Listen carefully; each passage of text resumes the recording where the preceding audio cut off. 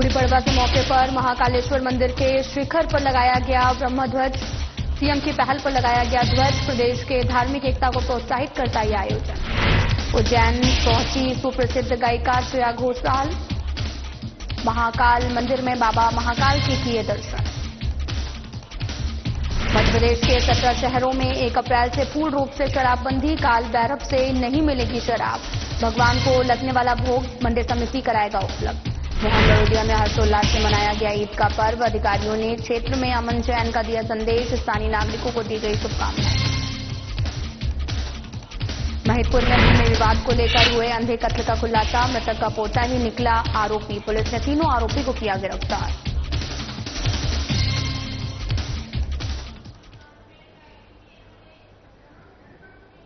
नमस्कार, मैं हूं आपके साथ अंकिता पाल। बुलेटिन की शुरुआत करते हैं। सुप्रसिद्ध गायिका श्रेया घोषाल ने आपको बताते चलें कि आज सुबह उज्जैन के महाकाल मंदिर में बाबा महाकाल की भस्म आरती में हिस्सा लिया है। गायिका ने पूजा अर्चना की है और बाबा महाकाल से आशीर्वाद लिया है। इस दौरान उन्होंने कहा कि बाबा महाकाल के दर्शन का अनुभव शब्दों से व्यक्त करना मुश्किल है। श्रेया घोषाल ने यह भी कहा कि शाम को विक्रमोत्सव के समापन में शामिल होने उज्जैन आई थी, जहां उन्होंने रामघाट पर आयोजित कार्यक्रम में अपनी प्रस्तुति दी थी। वहीं पतंजलि योग पीठ के आचार्य बालकृष्ण भी बाबा महाकाल के दर्शन करने पहुंचे। उन्होंने पूजन अर्पित किया और गुरु द्वारा संपन्न कराए गए पूजन में हिस्सा लिया। दोनों ही प्रमुख हस्तियों ने महाकाल के दर्शन कर अनुभव बेहद आध्यात्मिक और दिव्य बताया है।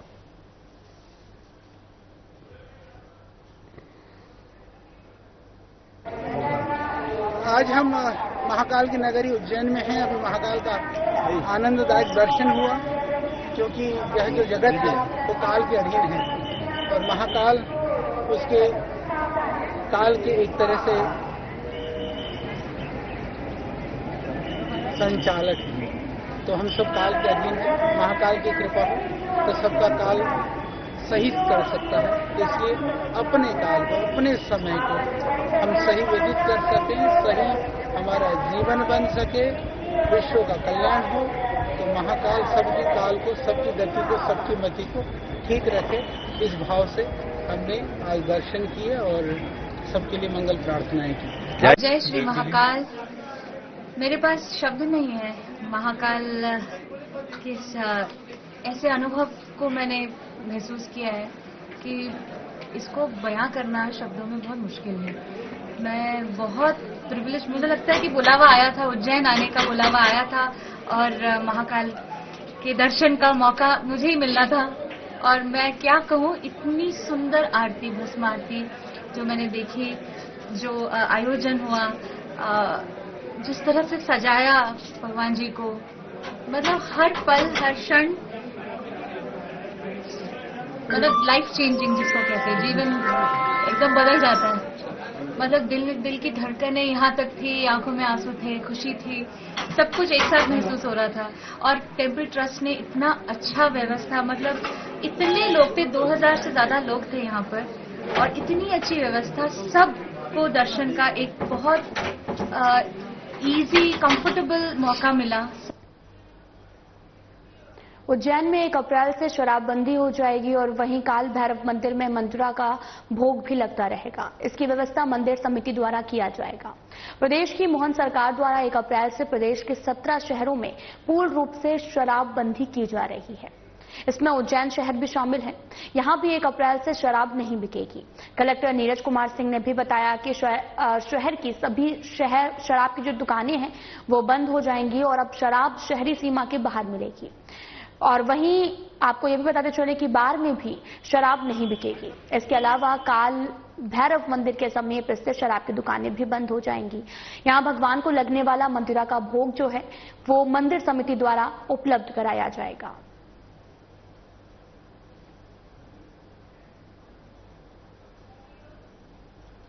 1 तारीख से जो नगर निगम का क्षेत्र है उज्जैन का, वहाँ पर शराब की दुकानें बंद हो जाएंगी। तो इसके आसपास का जो ग्रुप था वो ग्रुप आवंटित हो गया। 2 ग्रुप और बचे हैं, उनका टेंडर आज खुल रहा है। तो शहर में पूरे आबकारी विभाग, पुलिस विभाग के माध्यम से बहुत स्ट्रिक्टली ये पूरा बंद कराया जाएगा और इनका जो स्टॉक है वो भी जो है वापस जो है दिया जा रहा है। लेकिन नगर निगम क्षेत्र की सारी दुकानें बंद हो रही हैं, तो निश्चित तौर पर काल भैरव की जो दुकान है, जो कि दुकान नहीं है, वास्तव में काउंटर है एक दूसरी दुकान का, वो भी बंद होगा। जहाँ तक वहाँ पर पूजन इत्यादि का सवाल है, तो पूजन पर जैसे व्यवस्था मंदिर प्रबंध समिति द्वारा पूजन के लिए की जाती है, वो वैसी व्यवस्था यथावत जारी रहेगी। नरसिंहपुर के जिला शिक्षा अधिकारी कार्यालय में पदस्थ योजना अधिकारी जी.के. नायक की अर्धवार्षिकी पूर्ण होने पर जिला शिक्षा अधिकारी कार्यालय द्वारा विदाई समारोह कार्यक्रम का आयोजन किया गया। जिला शिक्षा अधिकारी अनिल व्यवहार और साथ ही कार्यालय स्टाफ ने शॉल ट्रिफल स्मृति चिन्ह भेंट कर आत्मीय अभिनंदन किया है। कार्यक्रम में समाज सेवी कोठारी ने कहा कि आप समाज को भी आपकी महती आवश्यकता है और अब आप समाज के कार्यों में पूर्ण समय दे सकेंगे, जिसमें हमें खुशी है। जिला शिक्षा अधिकारी अनिल व्यवहार ने भी अनुशासित कुशल कार्यप्रणाली की सराहना कर भविष्य में सहयोग की अपेक्षा के साथ शुभकामनाएं दी हैं।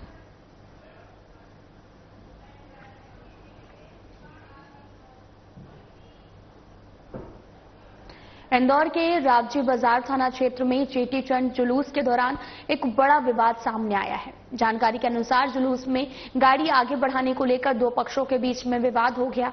इस विवाद के दौरान जुलूस में शामिल भीड़ ने डीजे की गाड़ी को निशाना बना लिया और डीजे संचालक पर हमला किया है, जिसमें इस मारपीट की घटना का एक वीडियो भी सामने आया है, जिसमें जुलूस भी शामिल था। साथ ही लोग डीजे संचालक पर हमला करते हुए नजर आए। इस हमले में कुछ लोग घायल हो गए। साथ ही रावजी बाजार पुलिस ने घायलों को इलाज के लिए अस्पताल भेज दिया है और रावजी बाजार पुलिस ने इस घटना की जांच शुरू कर दी है। मेरा नाम गिरीश। क्या हुआ था? फूल मंडी चौराहे से ट्रैफिक लग रहा था, पुलिस ने गाड़ी आगे बढ़वाई थी और आगे हमको बोला था आगे से डाल देना। हमने गाड़ी आगे लेके गए। इतनी देर में गाड़ी मैंने बुक करवाई थी, गाड़ी मेरे नाम से थी। आगे गए और वहां पे सुरेश खतुरिया और उनका एक बेटा था, उन्होंने गाड़ी रोकी और गाड़ी मुस्लिम दायक बता के कि मुस्लिम लोग घुस रहे हैं, उसके चक्कर में उनकी गाड़ी फोड़ी। उसके बाद जो हमारी गाड़ी के डीजे के ऊपर थे, जिसका नाम था मोहित और एक का नाम था रोहित और एक मेरा ही फ्रेंड है, इनका नाम है हरीश, इनसे माराकोटी हुई। उन दोनों बहुत मारा गया, जो मेडिकल पे भी गए। आज चेटीचांद जो सिंधी समाज के द्वारा उत्सव मनाया जाता है, वो उत्सव के दौरान मोती तबेला चौराहे पर डीजे आगे निकालने के विवाद पर से दो पक्षों में वाद विवाद हुआ है। दो लोगों को चोटें आई हैं, उनको भी मेडिकल के लिए अस्पताल भेजा गया है और तदुपरांत विधि अनुसार कार्रवाई उनके एक अभी जो प्रथम दृष्टया अभी स्पष्ट हो रहा है, उसके अंदर एक पक्ष से राहुल लड़का है और दूसरी पक्ष से मोहित नाम का व्यक्ति जो है, वो दो लोग सामने आए और दोनों ही घायल, उन दोनों में विवाद हुआ। कारण डीजे की जो गाड़ी यहाँ लगी हुई थी, तो उसको आगे निकालने के विवाद पर से पीछे वाली गाड़ी आगे निकलना चाह रही थी, उसको रोकने पर से विवाद हुआ है लोगों का। इसके चलते आपस में झगड़ा हुआ है, मारपीट। इंदौर में मुस्लिम समाज ने सोमवार सुबह एक माह के रमजान के बाद में ईद की विशेष नमाज को अदा किया है, जिसके बाद में सभी ने एक दूसरे के गले मिलकर उन्हें ईद की मुबारकबाद दी। इस दौरान प्रदेश कांग्रेस के अध्यक्ष जीतू पटवारी भी सदर बाजार पहुंचे, जहां पर उन्होंने रोजेदारों से मुलाकात कर उन्हें ईद की बधाई दी है और शहर की मुख्य नमाज सदर बाजार ईदगाह पर शहर काजी डॉक्टर इशरत अली की मौजूदगी में अदा की गई। शहर काजी को पारंपरिक जुलूस के रूप में राज मोहल्ला स्थित उनके घर से हिंदू परिवार के द्वारा बग्गी और विशेष गाड़ी में सदर बाजार ईदगाह पर लाया गया। शहर काजी ने समाज के लोगों को संबोधित करते हुए जल संरक्षण करने पर जोर दिया है, युवाओं को नशे की लत दूर रहने की समझाइश दी है। इस मौके पर शहर सहित आसपास से भी आए मुस्लिम समाजजन शामिल हुए और सभी ने एक दूसरे को गले मिलकर ईद की मुबारकबाद दी है। वक्फ बोर्ड का जो बिल है, उसको लेकर जमीयत ने एक आह्वान किया था, जिसको लेकर जमीयत के लोग हैं और आम लोग हैं, उन्होंने उसका विरोध किया। और ये कहीं ना कहीं होना भी चाहिए कि जब वक्फ का जो बिल लाया जा रहा है, वो कहीं ना कहीं बहुत ज्यादा उसके अंदर त्रुटियां हैं और उन त्रुटियों को लेकर जो जेपीसी का गठन किया गया था, उस जेपीसी की बातों पे अमल नहीं करते हुए ये डायरेक्ट वापस बिल केंद्र में लेकर आ रहे हैं, तो वो कहीं ना कहीं उससे पूरी मुस्लिम समाज में नाराजगी है और उस नाराजगी को लेकर जो है मुसलमानों ने आज पट्टी बांध के उसका विरोध किया था। किस तरीके से पूरा विरोध किया गया है? देखिए ये तो क्या है, जमीयत उलमा हिंद जो है ना उसने विरोध किया है और वो आगे वही मुस्लिम पर्सनल लॉ बोर्ड और जमीयत उलमा हिंद ये लोग मिलके जो आगे इंस्ट्रक्शन देंगे तो वो उसको लोग फॉलो करेंगे और कहीं ना कहीं उन सब चीजों को लेके आम मुसलमानों में भी बहुत ज्यादा रोष है।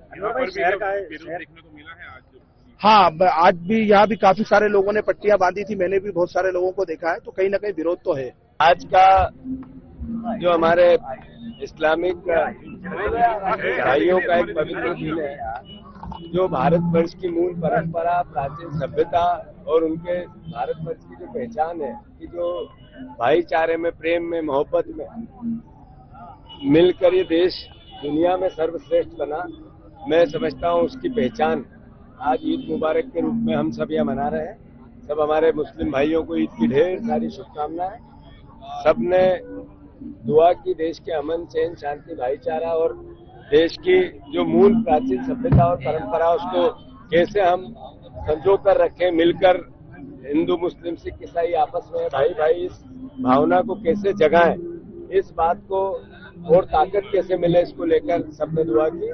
मैंने भी शहर काजी जी को मिलकर ईद की मुबारकबाद दी। मैं सभी मुस्लिम भाइयों को ईद की मुबारकबाद देता हूं, देश के भी और मध्य प्रदेश के भी, इंदौर वासियों को। मैं मानता हूं कि हम सबके आज एक ही भावना होनी चाहिए कि देश को दुनिया में नंबर 1 ले जाना है, तो प्रेम, प्यार, मोहब्बत की बात को और ताकत से हम सब मिलकर उठाएं। इस भावना से मैं सबको एक तरह से दुआ करे वो, और मैं भी उनको खूब ढेर सारी शुभकामनाएं। पूरी तरीके से चाक चौबंद व्यवस्था है, पेट्रोलिंग पार्टी, फिक्स पॉइंट और मस्जिद और ईदगाह में व्यवस्था की गई है। ईद जो है वो सामाजिक समरसता, धार्मिक सहिष्णुता का त्योहार है और शांतिपूर्ण सह-अस्तित्व का संदेश देता है और बड़े अच्छी तरीके से ईद में लोग नमाज अदायगी करके अपने घरों में जा रहे हैं। ये हर्षोल्लास का त्योहार है, ये मेल मिलाप का त्योहार है और पूरा प्रशासन और पुलिस जो है वो लगा हुआ है कि ये जो इंदौर की परंपरा है वो कायम रहे। ईद उल फित्र के शुभ अवसर पर मैं सभी इंदौर वासियों को बहुत बहुत मुबारकबाद देता हूं और हमारी तरफ से जो व्यवस्था है, चाहे मजिस्ट्रेट की हो, पुलिस की हो, सभी जगहों पर बहुत ही बेहतर तरीके से लगाई गई थी। रात से ही गश्त भी चल रही है, सुबह ड्यूटीज में जो है प्रॉपर तरीके से लगाई गई थी और लगभग अधिकांश जगहों पर शांतिपूर्वक ईद की नमाज जो है वो अदा की जा चुकी है और बहुत ही शांतिपूर्वक हर्षोल्लास के साथ में ईद मनाई जा रही है। यहाँ हम लोग जहाँ खड़े हैं ईदगाह पे, सदर बाजार में, यहाँ पर भी नमाज सफलतापूर्वक आयोजित की गई है और जगह जगह पर हम लोग लगातार नजर बनाए हुए हैं बहुत ही शांतिपूर्ण ढंग से और हर्षोल्लास के साथ में ईद मनाई जाए, ऐसा हमारा प्रयास है। एक बार पुनः मैं आपके माध्यम से सभी को ईद की बहुत बहुत मुबारकबाद देता हूं। परंपरा विगत 50 वर्षों से भी ज्यादा टाइम से है। जिस प्रकार से हमारा शहर सुंदरता में नंबर 1 है, उसी प्रकार सौहार्द और भाईचारे में भी नंबर 1 रहे। हम यही संदेश देना चाहते हैं शहरवासियों को। इस तरीके से यहाँ से लेकर जाते हैं। बस अब काजी साहब के घर जाएंगे, वहाँ से ईदगाह के लिए नमाज के लिए लाते हैं। बग्गी लेकर के आते थे, बग्गी अभी भी है, बग्गी भी है। आज जैसा मौका लगता है वैसा है ना। ईद के पावन अवसर पर बड़ौदिया शहर में उल्लास और भाईचारे का अद्भुत दृश्य देखने को मिला। थाना प्रभारी पीके व्यास ने ईदगाह चौराहे पर पहुंचकर व्यवस्थाओं का जायजा लिया। स्थानीय नागरिकों को ईद की शुभकामनाएं दी। शहर की प्रमुख नूरानी मस्जिद में ईद की नमाज को अदा किया, जिसमें बड़ी संख्या में लोग शामिल हुए। इस अवसर पर काजी अलाउद्दीन ने श्रमजीवी पत्रकार संघ के जिला उपाध्यक्ष राधेश्याम सोनी, ब्लॉक अध्यक्ष देवेंद्र बिसानी, जिला कार्यकारिणी सदस्य संजय राठौर और साथी राजेश जामिया को साफा पहनाकर और पुष्पमाला भेंटकर सम्मानित किया है। अधिकारियों ने क्षेत्र में अमन, चैन और सद्भावना बनाए रखने का संदेश दिया। लोगों ने आपसी मेलजोल और सौहार्द के साथ में ईद की खुशियां साझा की है, जिससे बड़ौदिया की गंगा जमुनी तहजीब को भी और मजबूती मिलेगी।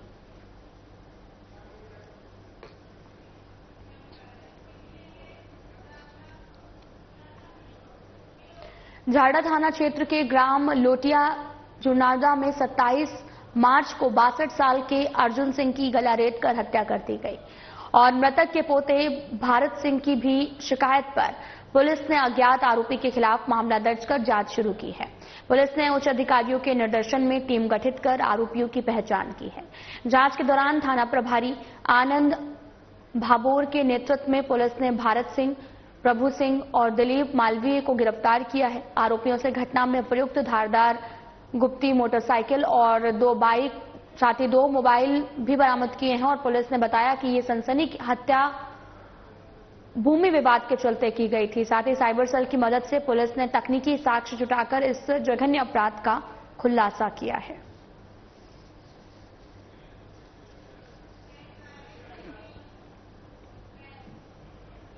तो वहीं इंदौर में कांग्रेस के प्रदेश प्रवक्ता और वरिष्ठ अधिवक्ता प्रमोद द्विवेदी ने प्रेस वार्ता कर 2025 के नए भूमि अधिग्रहण कानून पर गंभीर सवाल खड़े किए हैं। उन्होंने सरकार पर किसानों के मौलिक अधिकारों को छीनने, नए कानून के जरिए उनके साथ में अन्याय करने का भी आरोप लगाया। उन्होंने कहा कि नए भूमि अधिग्रहण कानून में कई खामियां हैं, वो भी हैं जो कि किसानों को उनकी ही जमीन से बेदखल कर देगी। साथ ही प्रमोद द्विवेदी ने यह भी कहा कि अगर जमीन इस्तेमाल नहीं होती है तब भी उसे किसानों को वापस नहीं किया जाएगा।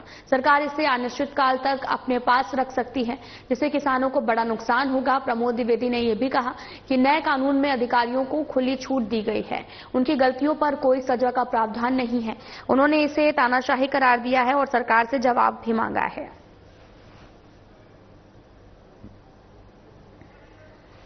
2013 में केंद्र सरकार जो कांग्रेस की थी उसके द्वारा भूमि अधिग्रहण कानून लागू किया गया था, जिसमें 80% उस क्षेत्र के रहवासियों की सहमति होती तब निजी क्षेत्र के लिए किसी योजना के लिए जमीन अधिग्रहित की जा सकती थी। लेकिन गाइडलाइन से 4 गुना मुआवजा देकर, शहरी क्षेत्रों में 2 गुना मुआवजा देकर, जो बेरोजगार हैं या उस परिवार के एक मुखिया को रोजगार देकर, जो छोटे छोटे प्रभावित लोग होते हैं उनके मकान आदि दूर बनवा कर देने और रोजगार के संसाधन देने के बाद ये अधिग्रहण होता। भारतीय जनता पार्टी की सरकार केंद्र में है, केंद्र का कानून है। आप केंद्र की सरकार चाहती तो इस कानून में परिवर्तन करती। केंद्र की सरकार ने परिवर्तन क्यों नहीं किया? मध्य प्रदेश से सटा हुआ राजस्थान है, वहां भूमि अधिग्रहण कानून में 3 गुना गाइडलाइन से पैसा दिया जा रहा है। पूर्व में हिमाचल प्रदेश में थी, वहां पर भी यही प्रावधान है। तो आखिर में मध्य प्रदेश में अचानक ऐसी क्या परिस्थिति निर्मित हो गई? 2003 से इनकी सरकार थी, 2013 से भी आप सन जोड़ेंगे तो इतने साल तक ये चुप क्यों थे? और वही डॉक्टर मोहन यादव क्यों सामने आए और प्रस्ताव लेकर के आए, जिनकी और उनके परिवार की संपत्ति को लेकर के उज्जैन में विधान भरी बैठक में कलेक्टर और अन्य पदाधिकारियों के बीच में मेला अधिग्रहित क्षेत्र के विस्तारीकरण में इनके परिवार की जमीन छोड़ने पर विवाद उत्पन्न हुआ था और तब इनके प्रस्ताव को मध्य प्रदेश के मुख्यमंत्री तत्कालीन शिवराज सिंह चौहान ने निरस्त किया था। अब वही उज्जैन है, बस ये है, तब ये शिक्षा मंत्री थे, अब मुखिया हो गए। पर्दे के पीछे चिंतामणि मालवीय जी ने जो पिन चुभा करके हवा निकाली है वो वास्तव में चरित्र उजागर करती है भारतीय जनता पार्टी का। विदिशा नगर पालिका में साल 2025-26 के लिए बजट को अनुमोदित किया गया है, जिसमें कई प्रस्तावों को भी मंजूरी दी गई है। बजट बैठक के दौरान नगर पालिका अध्यक्ष प्रीति शर्मा द्वारा प्रस्तावों को रखा गया, जिसे सदन ने मंजूर कर लिया है। इस दौरान विधायक मुकेश टंडन भी मौजूद रहे। इन प्रस्तावों में विदिशा को नगर निगम बनाए जाने का प्रस्ताव भी रखा गया, जिसे मंजूर कर लिया गया है। इसके अलावा वर्तमान स्थान पर संचालित हो रही नगर पालिका, जो कि जिला अस्पताल के पुराने भवन में आधे हिस्से में चल रही है, पूरे भवन में संचालित करने के प्रस्ताव को भी मंजूर कर आगामी वर्ष का करीब 300 करोड़ रुपए का बजट प्रस्तावित किया गया है। बजट बैठक के दौरान कांग्रेस के पार्षदों ने कुछ बिंदुओं को लेकर आपत्ति भी दर्ज की है।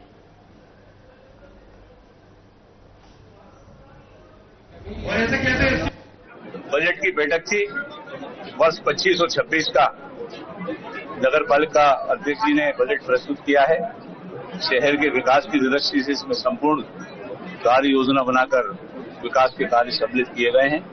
हमारा शहर सड़क सुविधा युक्त बने, इसके लिए आबादी के हिसाब से नगर निगम बने। आदरणीय मुख्यमंत्री जी, माननीय मुख्यमंत्री जी की घोषणा थी, वो प्रस्ताव यहाँ पर पास किया गया है। साथ में पुराना जिला चिकित्सालय जहाँ पर नगर पालिका संचालित है, वो भूमि माननीय मुख्यमंत्री जी घोषणा करके गए हैं। नगर पालिका परिषद को मिले तो उसका प्रस्ताव भी पास किया गया है। साथ में जनता की मूलभूत सुविधाओं की दृष्टि से जो अपने पेयजल उपलब्ध कराने की व्यवस्था हो, चाहे हमारे निर्माण कार्य की व्यवस्था हो, सारी जो है इसमें बजट में सम्मिलित किया गया है।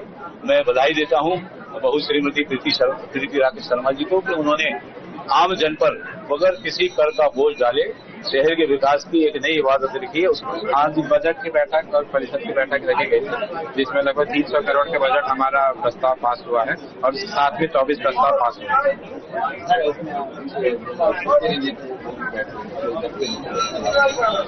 तो परिषद की मुख्य बैठक से प्रस्तावों के लिए सिर्फ पार्षद ही अलाउ थे, बाकी जो दर्शक की में बैठे थे। सोनकक्ष में विधायक डॉक्टर राजेश सोनकर ने गुड़ी पड़वा के शुभ अवसर पर हिंदू नववर्ष के प्रथम दिवस भगवान सूर्य को अर्घ्य अर्पित किया है और सोनकक्ष विधानसभा सहित संपूर्ण राष्ट्र की सुख समृद्धि खुशहाली की प्रार्थना की है। इस अवसर पर बीजेपी जिला अध्यक्ष राय सिंह सेंधव भी उपस्थित थे। उन्होंने सभी को हिंदू नववर्ष की शुभकामनाएं दी और कहा कि उत्सव सूर्य देव को समर्पित है और इसमें उगते सूर्य को अर्घ्य देने की परंपरा है। ये एक प्राचीन हिंदू परंपरा है जिसमें सूर्य देव को जल चढ़ाया जाता है, जिसे अर्घ्य कहा जाता है। उपस्थित लोगों ने भी तांबे के लोटे में जल भरकर सूर्यदेव को अर्घ्य दिया। अर्घ्य देते समय लोगों ने सूर्यदेव के मंत्रों का जाप करते हुए उनकी आरती की है। गौरवशाली सनातन धर्म के अनुयायी है, जो धर्म की जय अधर्म के नाश, प्राणियों में सद्भावना और विश्व के कल्याण का मार्ग बताता है। मैं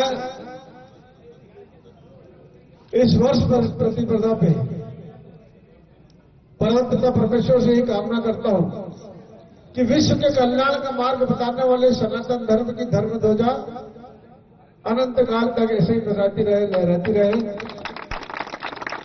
हम सब पर प्रभु का आशीर्वाद ऐसे ही बना रहे।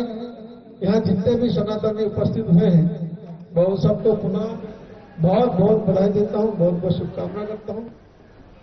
हिंदी फिल्म के सुप्रसिद्ध कलाकार गोविंदा सिंधी समाज द्वारा आयोजित चेटी चंड समारोह में शामिल होने के लिए इंदौर पहुंचे हैं। इस दौरान उन्होंने शाम को उज्जैन महाकाल मंदिर जाकर बाबा महाकाल के दर्शन और पूजा अर्चना कर आशीर्वाद लिया है। पंडित राजेश गुरु और यश पुजारी ने पूजन संपन्न कराया। दर्शन के बाद महाकाल मंदिर समिति की ओर से उप प्रशासक एस.एन. सोनी और सिमनी यादव ने गोविंदा का सम्मान किया है। वहीं वापस लौटते समय गोविंदा ने मीडिया के साथ बातचीत में कहा कि मैं माँ बाप और महाकाल की कृपा से ही गोविंद से गोविंदा बना हूँ।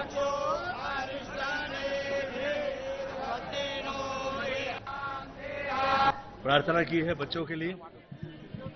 ईश्वर से सदैव यही प्रार्थना है कि वो कृपा जो वर्षानुवर्ष हम लोग पे रही है। मेरी माता जी आदरणीय निर्मला देवी जी, आपका मुझ पे आशीर्वाद रहा और आपके आशीर्वाद की वजह से, बाबा की कृपा की वजह से, माँ बाप के आशीर्वाद की वजह से मैं गोविंद से गोविंदा हो पाया और यहाँ पे बहुत पूजा प्रार्थना हुई और वो साक्षात पूरे विश्व में ये देखने मिलती है कि कई तकलीफें आई, कई तकलीफों के दौर आके निकल गए, परंतु बाबा की ऐसी कृपा है कि किसी कष्ट में कभी कष्ट नहीं हुआ। तकलीफ आई पर यूं निकल गई। अब थोड़े समय पहले गोली लगी थी पांव में, वो निकल गई और मैं उस वक्त बैठा हुआ था और वो फाइल पे रख दिया था गन, वहां से फिसला है और वो चली है और वहां से जो चली तो हृदय में लग सकती थी, पेट में लग सकती थी, परंतु मैं उसी समय खड़ा हुआ और वो मेरे पिंडली से होते हुए घुटने से जाके अटक गई। एक पूरा योग था जो निकल गया। जय महाकाल। तो लोग फिलहाल वीडियो में इतना ही। नमस्कार।